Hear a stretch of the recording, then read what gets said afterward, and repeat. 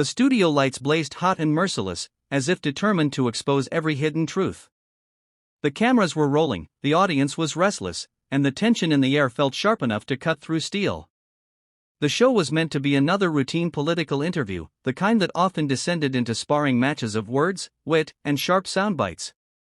But no one in that room, not the anchors, not the crew, not even the senator himself, could have imagined how quickly everything would change. It began with a question. Not about policy, not about polls, not about party politics. Senator John Kennedy, known for his plain-spoken humor and unflinching manner, leaned forward in his chair, looked directly at the young reporter across from him, and asked, "Can I ask you something personal? Tell me, what did your father do?" The words hung in the air like a thunderclap. The reporter, Sarah Collins, froze. Her lips parted, but no words came out. She had spent years building her reputation as a hard-hitting journalist, confident, professional, never rattled. She had gone toe-to-toe with senators, governors, even presidents. But this? This question wasn't in the script. The studio fell silent. Even the hum of the cameras seemed to fade. The audience leaned forward, sensing that something bigger than politics was about to unfold. Sarah swallowed hard, her eyes betraying a flicker of vulnerability she usually kept hidden. Finally, her voice cracked as she said, "My father, he was a steel worker. He worked double shifts most of his life, and he died before he could retire. He never got to see me here." Her words trembled in the air, and suddenly the walls between reporter and subject, between journalist and politician, dissolved. She wasn't just an interviewer anymore.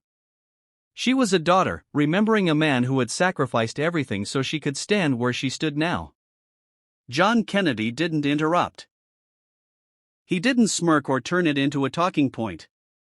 He simply nodded, his eyes softening. "I figured as much," he said gently. "I could see it in the way you hold yourself. Folks like your father built this country with their hands, and daughters like you carry on that legacy with your words. Don't ever forget that."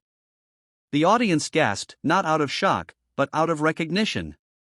It was as if Kennedy had tapped into something primal, something buried deep inside every person watching, the story of sacrifice, family, and dreams passed from one generation to the next. Sarah's composure cracked.